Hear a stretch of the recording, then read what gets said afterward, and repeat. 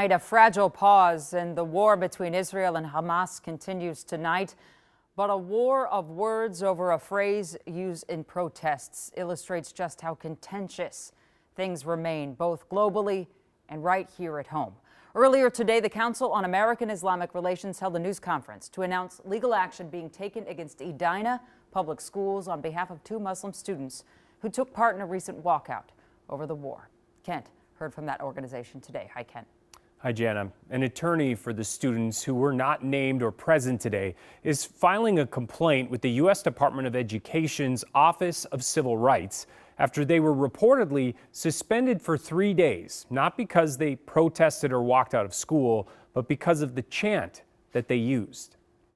Edina High School authorities and school authorities accused them of being anti-Semitic on the basis of using the chant during the walkout of "From the River to the Sea, Palestine will be free." Minneapolis attorney Bruce Nestor says he's now taking legal action in hopes of getting those Edina students' suspensions rescinded because he says that 10-word phrase has been widely used and misunderstood. That is a slogan that is used by elected representatives here in the United States. It is used by hundreds of thousands of demonstrators in support of the aspirations of the Palestinian people for freedom. But controversy has often followed it. Representative Rashida Tlaib was formally censured by the House earlier this month, in part because she used the phrase. And several Jewish groups, including the Anti-Defamation League, do consider it anti-Semitic, writing, "It is fundamentally a call for a Palestinian state extending from the Jordan River to the Mediterranean Sea, territory that includes the state of Israel, which would mean the dismantling of the Jewish state." Though Edina Public Schools won't comment directly on the students or suspensions, in a statement to KARE 11, a spokesperson wrote, "The district would like to affirm its unwavering support for students' First Amendment right to free expression and to peacefully advocate for causes that are important to them." Similarly, the district has strong policies prohibiting any type of discrimination against students based on their religion or any other basis protected under the Minnesota Human Rights Act. Students do not have unfettered First Amendment rights while on school property, and students do not have a right under the First Amendment to engage in speech that is substantially disruptive or that violates district policies. There's no evidence of an intent to harm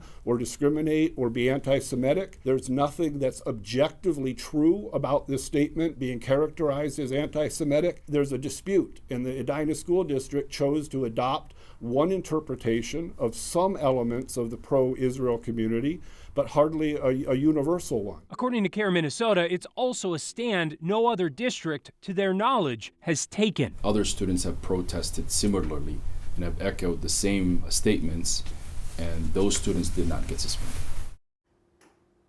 During the news conference, the attorney you heard from there also took issue with the Edina schools releasing a statement after the October 7th attack on Israel, acknowledging Jewish students' pain and trauma. But he said they did not say anything about the difficulty faced by Muslim students after the bombing campaign and loss of life began in Gaza. Jana.